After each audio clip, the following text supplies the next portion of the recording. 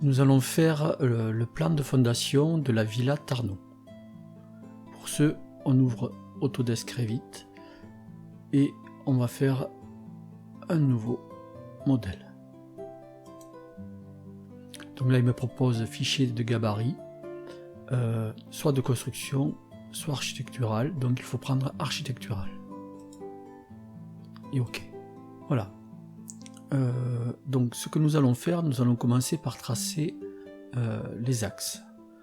Donc pour ce, on se met sur le menu architecture. Voilà. Et on va prendre quadrillage.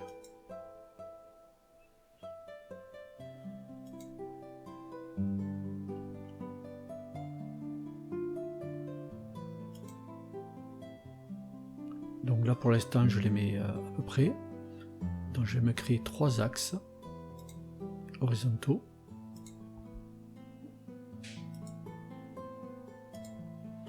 Et 3 axes verticaux.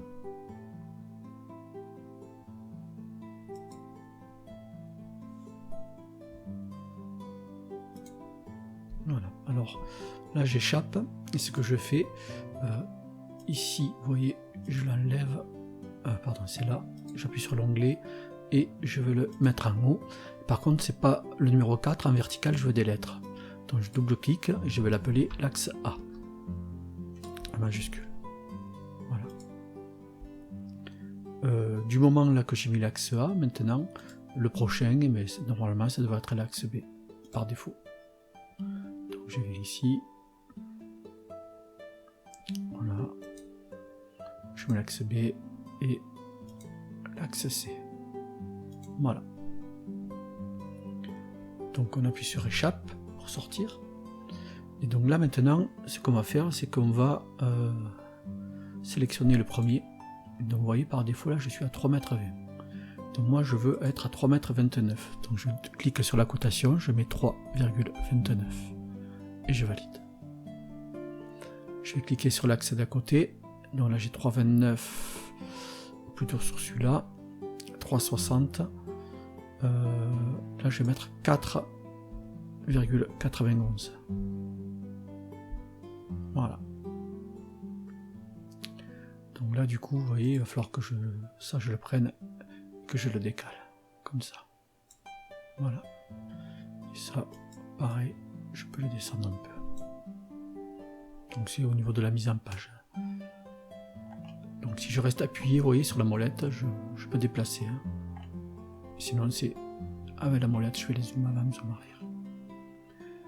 Bien, donc maintenant je vais faire pareil avec les axes horizontaux. Donc je sélectionne celui-là. Celui-là il est à 2,16.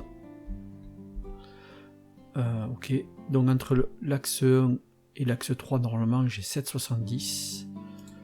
Donc là il me propose 5,50. Donc je le sélectionne.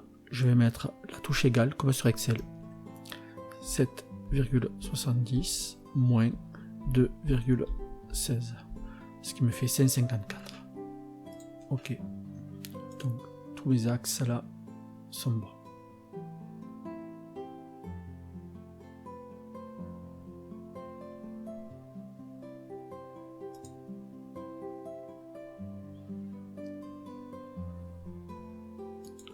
Je peux le coter si je veux. Hein. Je vais dans Annoter, cote alignée. Je sélectionne de là à là.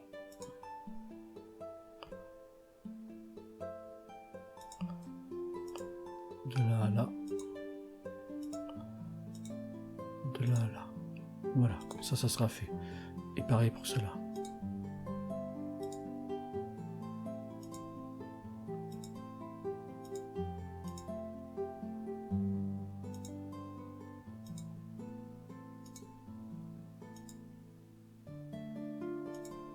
Voilà, donc c'est dans Annoter et cotation alignée.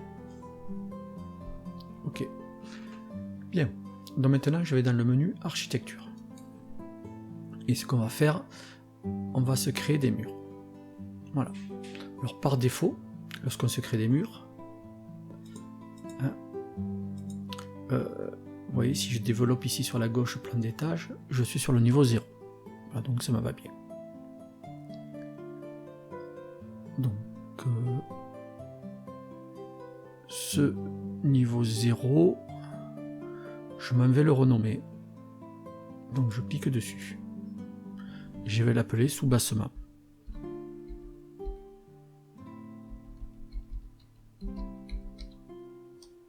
Voilà.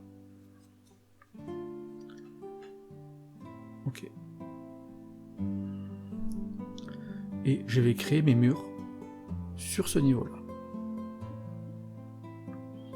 Alors, je vais dans le menu architecture, mur architectural, et je vais prendre un mur alors, exercice voile BA plus isolant, non. Un générique de 200. Voilà, on va prendre un générique de 200. Alors, nous, normalement, nos murs, sur cette partie-là, ils doivent faire 27, normalement. 25 plus 2 d'enduit. Et sur cette partie-là également. Et ici, là, c'est un mur qui fait 22, 20 plus 2. Voilà.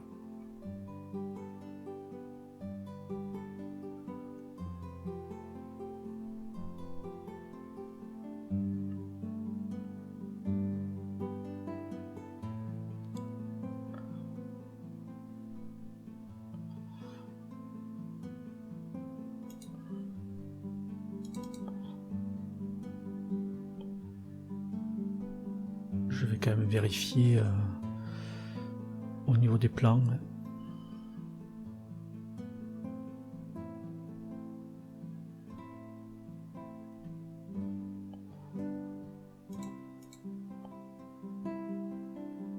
Ouais, c'est ça. 25 plus 20, il est 2 d'enduit. Ok. Donc, ce qu'il faut faire, c'est ici, on va venir le modifier. D'accord. Donc, on va faire modifier le type. Alors, il ne faut surtout pas venir modifier là. Il faut d'abord le dupliquer, parce que sinon, il va écraser ce mur que l'on a déjà endonné.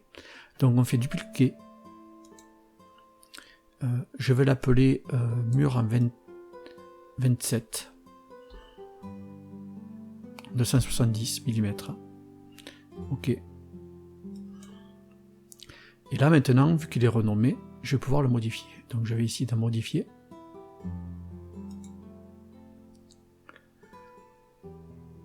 Et voilà, donc là, je vais cliquer ici. Donc lui il fait 25. Voilà, je sélectionne ici, je vais venir faire insérer. Voilà. Ici, je vais mettre 0,2. Donc ça, ce sera l'enduit. Donc ça, c'est pas du porteur. Donc je sélectionne là, je vais dire c'est une finition 1. Et je peux même, si je veux, citer le matériau. D'accord? Donc je viens ici, je clique.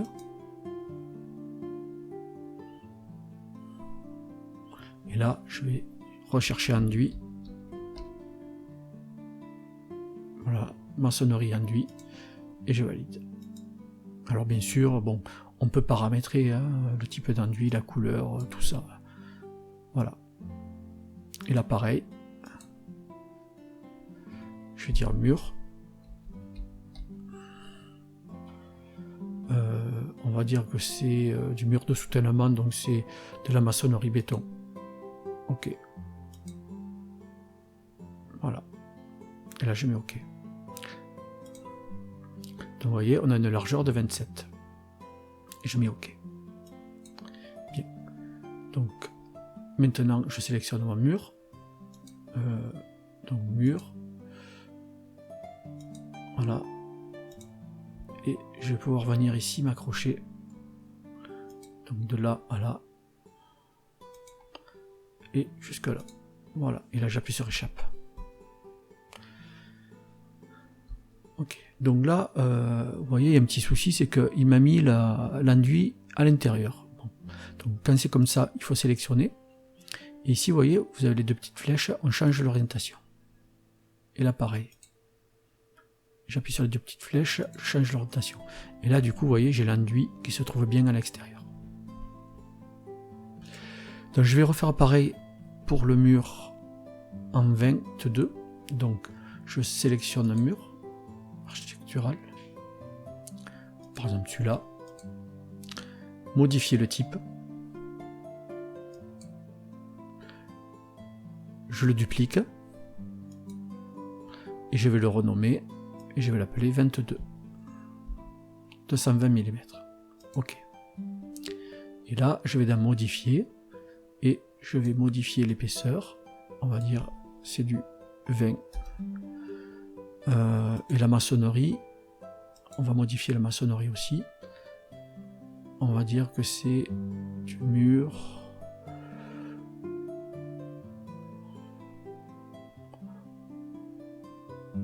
Tiens, il me propose que ça. Ouais, il n'y en a pas beaucoup là. Alors là, on peut en rajouter, hein, normalement. On peut en rajouter. On va mettre maçonnerie enduit, voilà. OK. C'est juste une maçonnerie et un enduit. OK. OK. Et OK. Voilà. Et donc là, je viens, je m'accroche ici. Tac. Et tac. Voilà.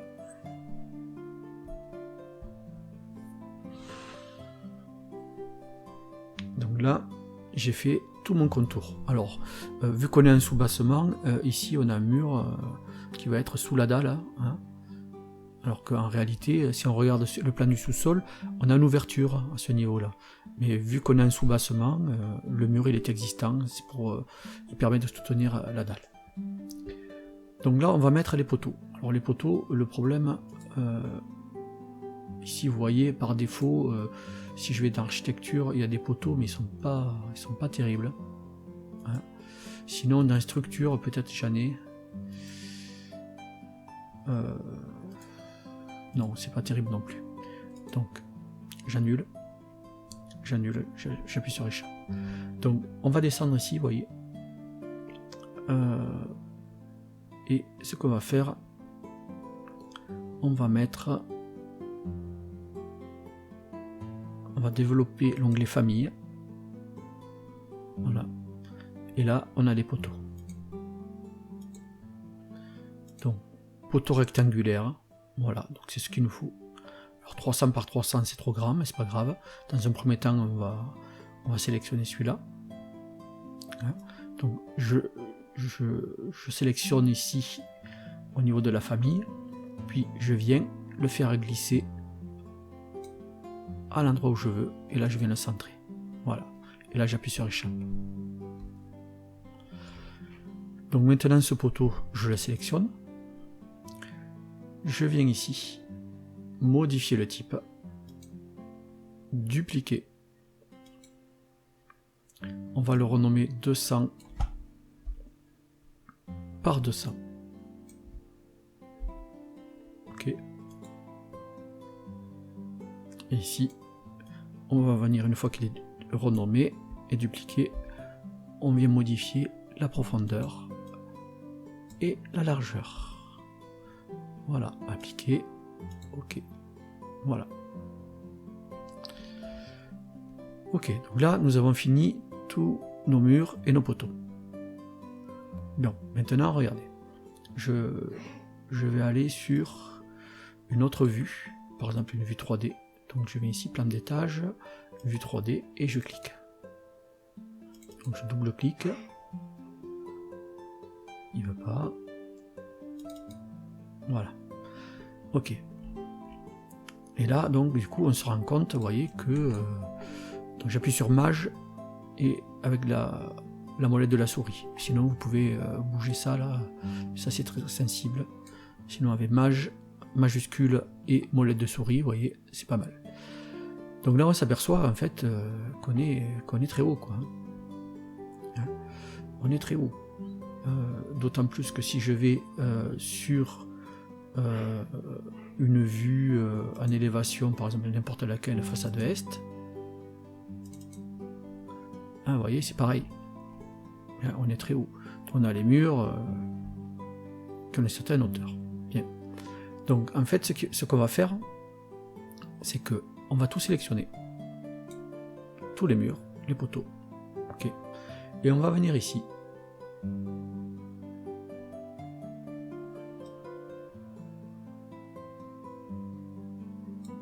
Non, ça marche pas parce qu'il y a des murs et des poteaux. Donc on va être obligé de le faire mur par mur. Donc je sélectionne ce mur. Contrôle ce mur. Contrôle ce mur. Contrôle ce mur. Voilà. Et là, ici, je vais me mettre une contrainte supérieure. Donc là, vous voyez, sans contrainte, et par défaut, il faisait 2,75 m. Donc moi, je vais venir ici, je vais dire, je veux une contrainte jusqu'au niveau numéro 1. Voilà. Sans décalage, ça rien pour l'instant. Le poteau, c'est pareil. Je le sélectionne. Et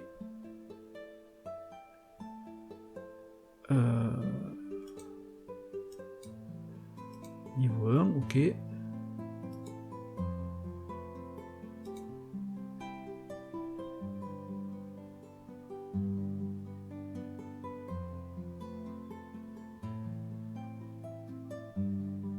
Voilà, donc là je suis bon, niveau 1, ça marche. Donc niveau supérieur, dans les contraintes avec le niveau supérieur, c'est niveau 1, ok. Et donc là du coup, maintenant, si je vais sur une vue en élévation, donc ma vue en élévation, alors je les ai ici après une fois que c'est ouvert, hein. Vous voyez que tout est à monter jusqu'au niveau 1. Donc le problème c'est que mon niveau 1 il est à 3 mètres. Pour un sous-bassement, c'est pas nécessaire. Donc je sélectionne ça. Mon niveau de sous-bassement, je fais un zoom arrière, vous voyez la côte je l'ai là, 3 mètres, 3 mètres. C'est lié hein, les deux côtes. Donc je vais sélectionner ça, je vais dire que ça fait 0,50 de haut. Voilà. Et comme j'ai une contrainte au niveau des murs et des poteaux, eh bien, eux, ils suivent le mouvement. Et ça c'est intéressant parce que si jamais au niveau du projet on veut augmenter ou descendre le sous-bassement, il n'y aura pas besoin de travailler sur tous les murs. Il suffit juste de modifier cette côte-là. Hein. Donc si je vais voir maintenant ma vue 3D, hein, on voit que tout fait 50 cm de haut. Allez, on va s'occuper des fondations. Donc je retourne sur mon plan de sous-bassement. Je vais dans le menu structure. Et là, je choisis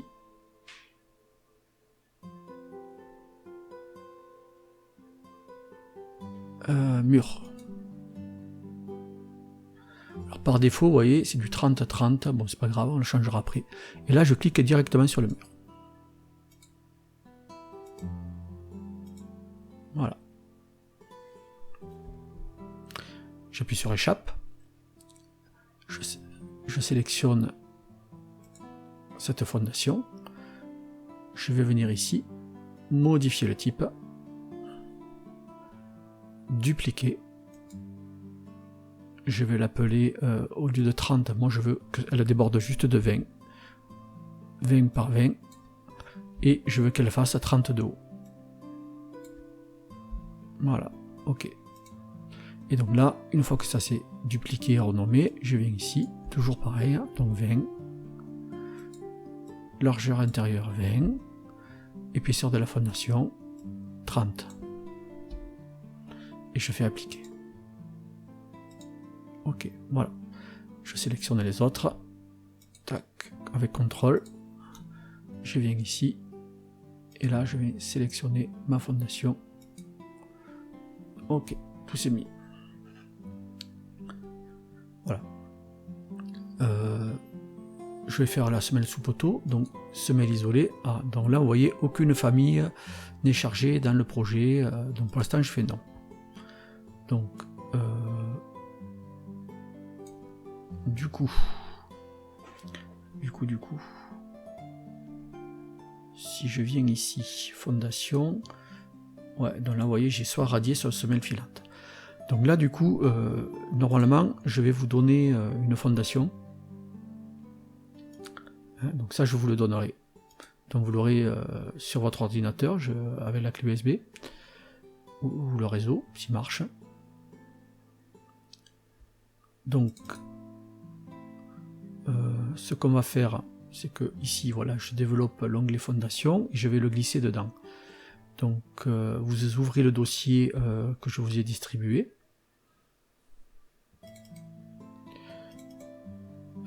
dans les gabarits famille, normalement vous devez avoir un truc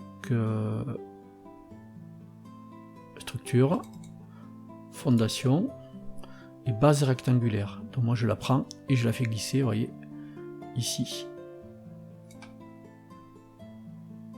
Voilà, et donc ça m'ouvre ma base.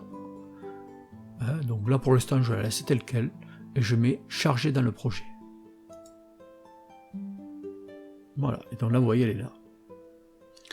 Elle est là, hein, et donc par défaut il me l'a ouvert, donc je m'en vais la prendre, je fais un zoom et je vais la mettre pile poil centré. Et j'appuie sur échappe. Bien. Alors bien sûr vous voyez elle est bien trop grande, hein. Moi normalement ça fait 70 par 70. Donc c'est pas grave, hein. On la sélectionne et on va la modifier. Toujours pareil, modifier le type. Dupliquer. Donc je vais l'appeler 700 par 700 par on va la mettre de 300 aussi. Allez, ok. Et donc là je modifie 0.7 largeur 0.7 et épaisseur 0.3. Voilà, appliquer. Donc là vous allez voir, je vais appliquer et ok.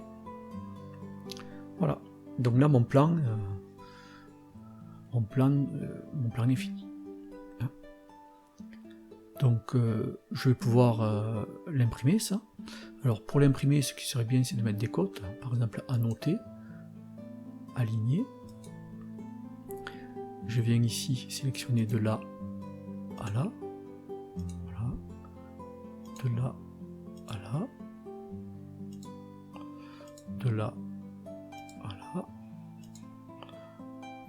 et ici et ici. Voilà. Ah, non, je me suis trompé. Là, voilà, voilà. Je fais pareil là.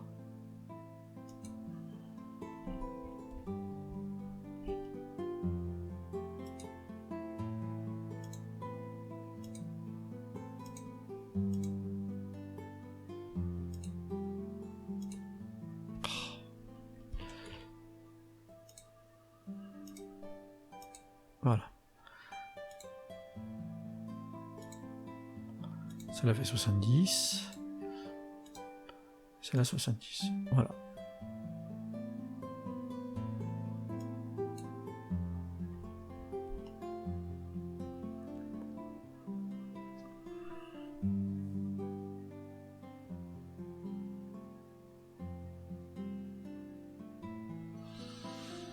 Bien. Donc je viens ici, je remonte. Je sélectionne feuille. Nouvelle feuille. Et là, je m'aperçois que, bon, par défaut, il n'y a pas grand chose, du A0, tout ça. Donc je vais faire à charger. Et là, normalement, je vous aurais donné, pareil, la feuille type. D'accord.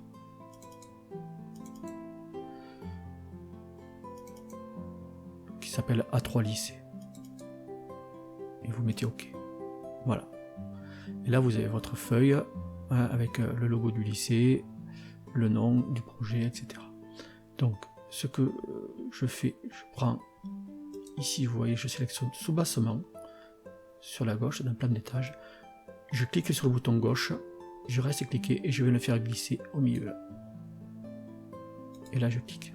Voilà. Et là, vous avez votre plan de fondation qui est fait. Bien. Si je veux faire une coupe, c'est pareil. Donc je retourne sur sous-bassement. Je vais dans Vue. Coupe. Je vais par exemple faire une coupe qui part de là à là.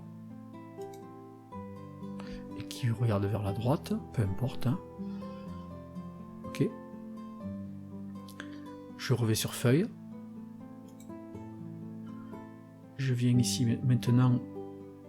J'ai plan de plafond, vue 3D, élévation, plan de coupe qui s'est affiché. Je sélectionne ici coupe, je reste appuyé et je vais le mettre là. Voilà, donc c'est à vous de jouer.